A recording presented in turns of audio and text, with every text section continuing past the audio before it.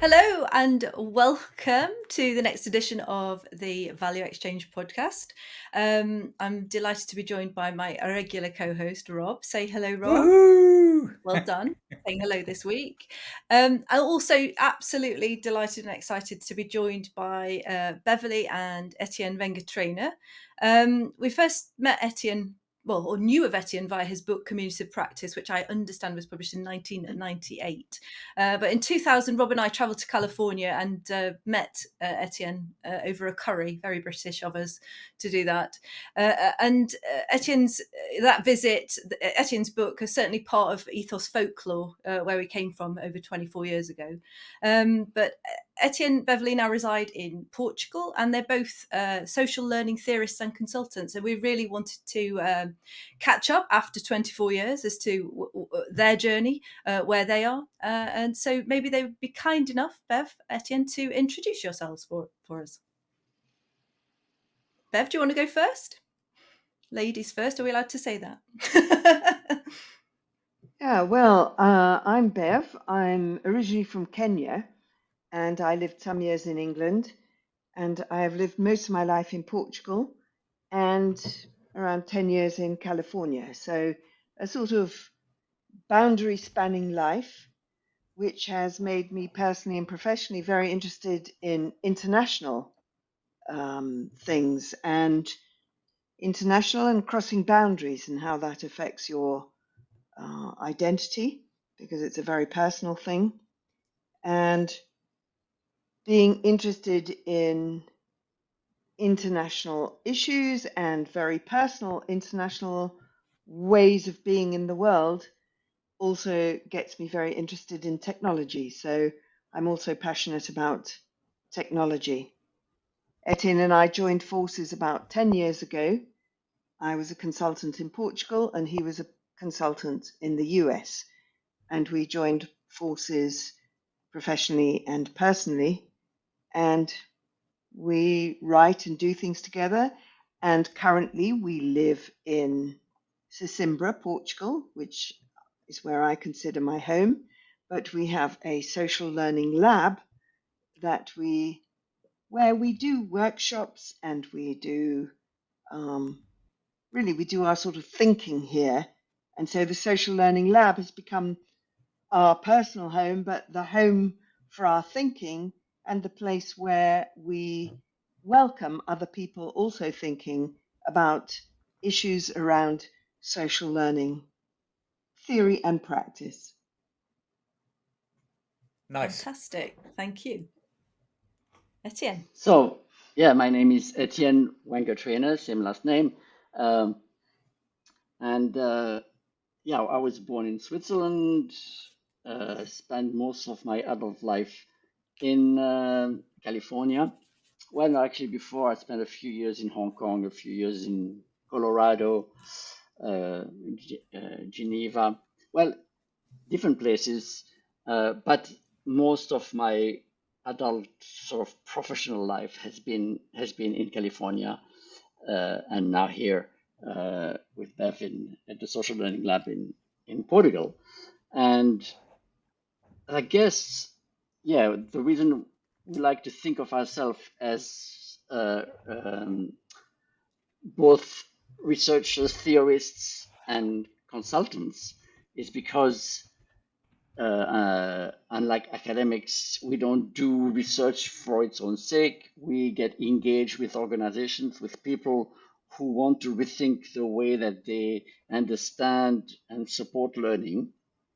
And this is the way that we develop our theories, by testing the concept that we develop with people who have actual challenges that they need to address. And so that's kind of the test of this concept. Do they help? Do they help people make sense of what they do, of what to do?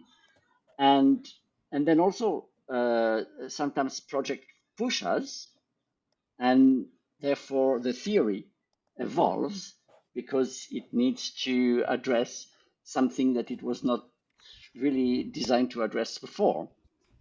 and in some sense, the last 20, 30 years, very 30 years, more than 30 years, it's been, well, except that, of course, when I was in California at first, I was in a research center. But then when I became a consultant in 1997, that journey started.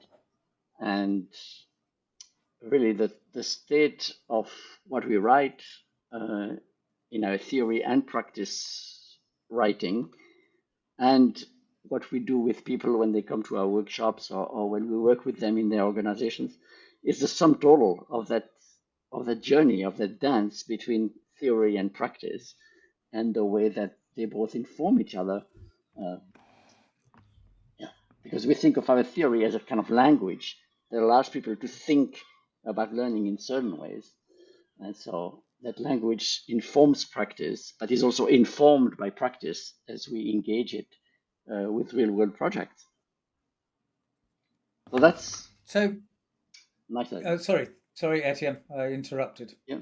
No, go ahead. I'm done.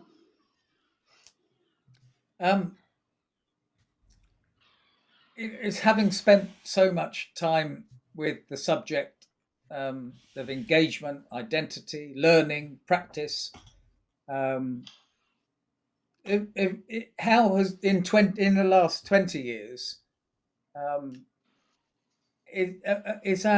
how would you describe changes organizationally, individually, in our consciousness of the sort of lexicon, the vocabulary of communities of practice? That Bev talked about identity and boundary, and sort of back to the sort of lexicon, the words. Do we use them more? Have we moved from has our language developed a lot in the last 20 or 30 years? Well, I mean, it depends. It depends what you mean by our. It depends who the we is behind. Okay. Sorry, I don't mean the four of us. I mean societally. Sorry, I mean societally. I think to some extent, certainly the concept of community of practice has had a career that was completely unexpected. I mean, even when we met in San Francisco, I was absolutely not aware that that concept was going to have the effect that it has had around the world, really, and in all sectors, and yeah, all sorts of contexts. So that's very unexpected. Now, community of practice is not a concept by itself. It's really one element in what we call social learning theory. And so how much of the broader concept of social learning theory have been embraced by people, that's a work in progress, really. But for many people, and also, yeah, I mean, I think that there's words that have been picked up which are not from the theory, but which then get associated with the theory, like the word, for example, community. It's become part of management discourse. Everybody now talks about community, which is different from community of practice, but people do then start conflating the two, and community has in a way been hijacked by management, really. We need to be a community. It can become a way of getting people to do stuff, and that means we all need to feel together. But actually, community of practice is not about all feeling together. It's not necessarily a woo-woo thing, so some of the language is maybe some of it's not really hijacked. It's just like it's become common lexicon and then becomes associated back with the theory. So even like identity, identity is so key to the theory, but now you have like identity politics, which it's kind of, the theory doesn't speak to identity politics, but when you talk about identity now, you have to be very careful about talking about identity because it becomes related to identity politics. So there's a sort of I think there's a back and forth Interesting. with lexicon and the language and the language of the theory, how we mean it in the theory and how it's taken up in general use and how it's hijacked for political purposes or for business purposes. Well, to build on that, I think our understanding of this concept has become a bit more nuanced. You know, that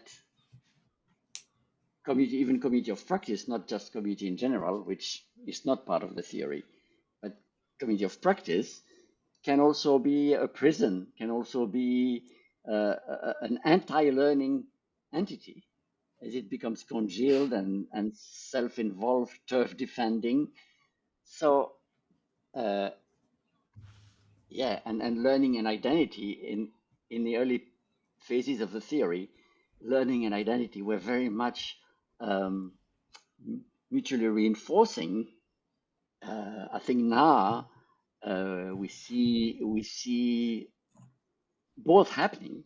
You know, that yes, to develop a competence involves a change in identity, but identity can also become the opposite of learning when identity becomes tribal and becomes a way to close and not to engage.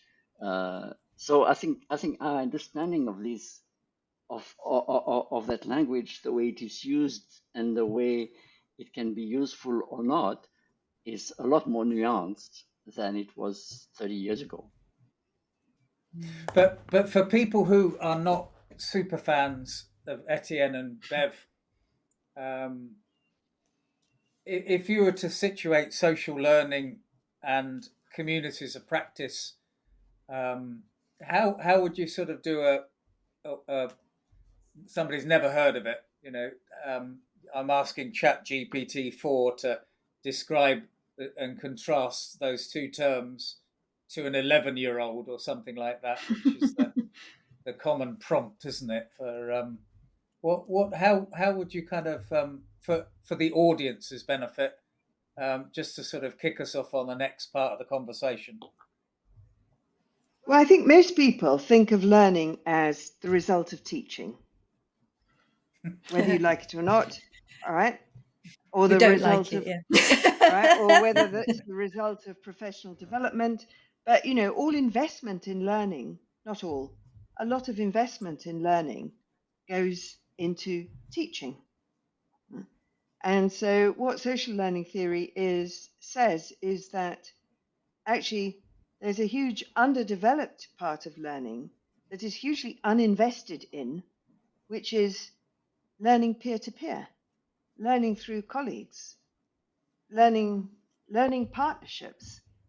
And especially if you want to stay abreast of changes, if you want to be, I mean, when COVID comes along, when a pandemic comes along, when the next one comes along, there's no manual that's written as to what to do about it. What do? You reach out to your colleagues and you say, oh my God, what are you doing? Oh, you tried that? Oh, it didn't work? Okay, phew, I won't try it then. Or, oh, right, okay, I'll try that. Wow. So that kind of learning, which is peer-to-peer, which is how do we learn from and with each other about issues that are coming up, which can be, you know, which, I mean, we think that we would suspect that it's becoming more, people are becoming more attuned to social learning now because they've realized you can't wait until some experts have written a book on it and set up a course on it and then taught you on it. And then they teach you on it and it still doesn't tell you the answer. Right? You need to be able to reach out to people and talk to them. So social learning is how do we learn from and with each other about pressing issues? How do we take opportunities, you know, not just on our own, me one, but how do I say, oh, have you tried this? Have you not tried this? You know, before you jump into something, even asking Chat GPT or whatever, you know, maybe it'll tell you other people who've done it. So it's the reaching out to other people and thinking, wow, there's a wealth of experience here beyond me. And even if none of us know, maybe if we put our experience and our heads together, we will know. So that's what social learning is, really. Yeah, I think my an observation that I've made over the years of when people go on courses, for example, to learn something, you know, the teaching you're talking about, the most valuable thing they come out with is the network of people that they've met during that experience. Quite often, that's what's most valuable to them. I think that reach out, you know, we're in this together. You know that, I know this, and how that plays out is really quite important, really. We ignore it as at our peril. But Yeah, I mean, I think if you go to a professional development thing and you get the most from the coffee conversations, I mean, we would say that's what you've got to expand, is that. But at the same time, it shouldn't be underestimated that if you're in a shared event, you have a shared language, a shared Yep. experience in which the context of what you're talking about has a home, even if the course was pretty boring. Oh God, do you remember, Jane Bloggs who gave that course? God, how boring that was. But anyway, never mind. Right? But it gives a shared context. So shared context is also important, and the shared language. And in a way, that's what we try to do with the theory: is to give people a shared language that they can talk about social learning. And Explanation of the difference between teaching and peer learning. But in our recent book, we have now given a much more theoretical language for that, where we talk about the transmission of certainty from someone who knows to someone who doesn't, as opposed to the mutual engagement of uncertainty, where it's the uncertainty that drives the learning, as opposed to the certainty in the case of the transmission view of learning. And I think our more recent book is really all about that, all about giving a language to learning driven by uncertainty in the context of trying to make a difference. And that's why the book is actually called Learning to Make a Difference, because a whole chapter, and that is about what you mentioned, Rob, that notion of agency as a central dimension of learning, which is not that important if you are in a transmission mode. If you are in a transmission mode, you transmit a cognitive structure from one head to another, and it doesn't matter whether the other person's sense of agency has increased or not, because what matters is that the so-called knowledge has traveled and is there now, and you can give people an exam to know if it's made it, and as long as it's made it, you're happy, So for us, as part of our social learning theory, we have now brought agency and the care to make a difference as central to what makes learning work in this engagement of uncertainty, where you want to make a difference and you don't quite know how to, and it brings people together into a partnership that can be quite inspiring when it's really yeah, happening. wondering whether we could go back to just the action research angle, because I think we're, as you may have gathered, really big fans of let's do something, see what happens, deal with the results, whether it's a failure or it works or not, just take the learning and move forward. And we sort of done that for years and years and years. I feel that that's a little bit alien to people. I think there's a fear. And I'm interested when you talk, Bev, about how the pandemic has created a circumstance which means people have to do stuff, they have to try alternatives, and they're forced into it. But I just wondered what your experience was of people, I guess, taking the leap of faith, having a go, doing something, taking this action research approach to improving situations they know need improving. I wondered whether you could talk a bit about that. I mean, I don't really know what to say without knowing the specific context, because, I mean, I wouldn't say action research under any circumstances. if you're in a condition, if you're working in a factory and, some things have been learnt that if you do this, it's unsafe, or a doctor, a surgeon, doing something on you. You definitely don't want your surgeon to be doing action research. Although we had one on the show last week, and he was talking about how he did it all the time, but not while he was under the scalpels. Well, he's not going to be my surgeon. Not in those I'll tell you moments. that Not in free, but definitely not in those moments. But that brings us to this really central place that we've put in the theory to the engagement of uncertainty, because our experience, having worked with practitioners in very many different fields, who would be viewed as master practitioners, as experts in their field, when you see them act in practice, they're not proceeding from certainty. You see, the difference between a beginner and a master practitioner is that the master practitioner has become master at proceeding meaningfully and productively under conditions of uncertainty. And so the problem we have with knowledge or learning as a transmission of certainty is that, in fact, certainty is only a small part of what constitutes expertise in practice. There are certainties, and thanks to science, we have a lot of certainties, but they are a small part, of the experience of being knowledgeable in the world, and so I think that there may be a bit of discomfort because natural sciences have, to their credit, by the way, brought certainty and the quest for certainty in such sharp focus, and they have had so much success with it, that people think that's the only way to know, that knowledge is certainty. But part of knowledge is certainty, but in practice, knowledge is much bigger than certainty. It's a certain way of being in the world, of engaging with the moment-to-moment reality of the world.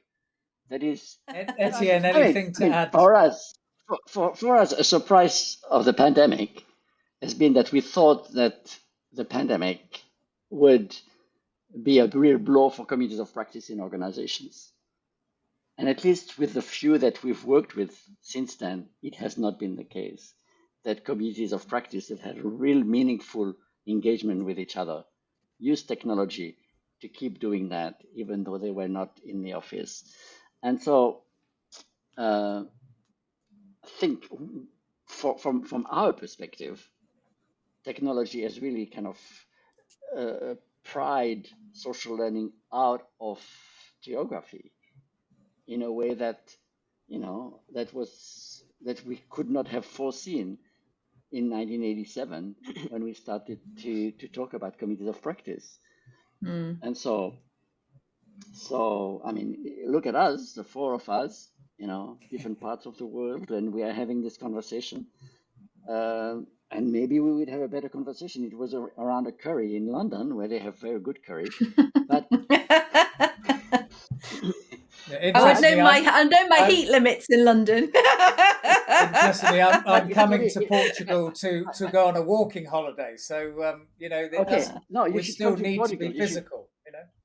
Yeah, no, you should come to Portugal. This social learning lab has an amazing environment for learning together. Actually, the reason we fell in love with this house is because for its situation and the way it is designed with very high ceiling and so on and so forth, no right angles, is very conducive to new thinking. But what I'm saying is the quality of the conversation we are having with each other today, I think it's quite remarkable that we can have that level of exchange without having to travel That's my something. own little reflection is that it might be more intimate, it might have been deeper, but 23 years ago, Annabelle and I got on a plane and spent a week of our time to have a conversation with 4 people. You were one of them, and it was worth it for us to, do all of that travel and carbon, aeroplane. So it doesn't. I don't think that you would ever get a better experience than something face to face. But it certainly, brought us together and enabled us to have a fantastic conversation. And I'd be forever grateful for the insights and chat that we've had today, and hope that we'll speak before the next few years and have a follow-up conversation. So I just want to say to you, Beverly and Etienne, thank you so much. Wonderful to catch up after so long, and to share and to experience your insights again. Annabelle, any last words from you? Yeah, no, I mean, of course, I'm just drawn back to that time when we went to California. We were selling community. That's where we started, into organisations around I guess competence. So in EY where we worked, one of the first things that we did was work with them for an online version of their Entrepreneur of the Year. So getting together all the entrepreneurs that were a part of that award system online, and then also with tax directors as well, which is again, is almost insurance. but that aside, it was when I know that people who are early bloggers have a real fondness and memory of that time, and it takes me back, because at that time I was Rob mentioned Howard Rheingold had a community, an online community, which still exists today, called Brainstorms. And I so 24 years ago, I was part of this community, and I met so many people like from all over the world, and was just drawn into their stories. I remember this horrendous, awful moment when some guy's child died, and he shared the whole thing, and it was very moving, and everybody shared and gave, and it was and there's some incredibly bright, intelligent people, and there were, they knew each other locally, because they were mostly stateside, but not all.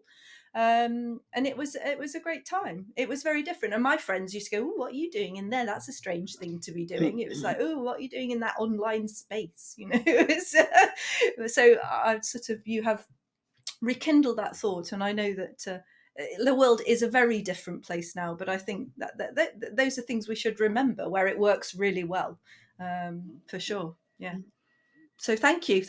I just echo Rob's thank you for your time. It's been wonderful to connect. My pleasure. Yep. Thank you. Okay. Very good. Bear with us one moment.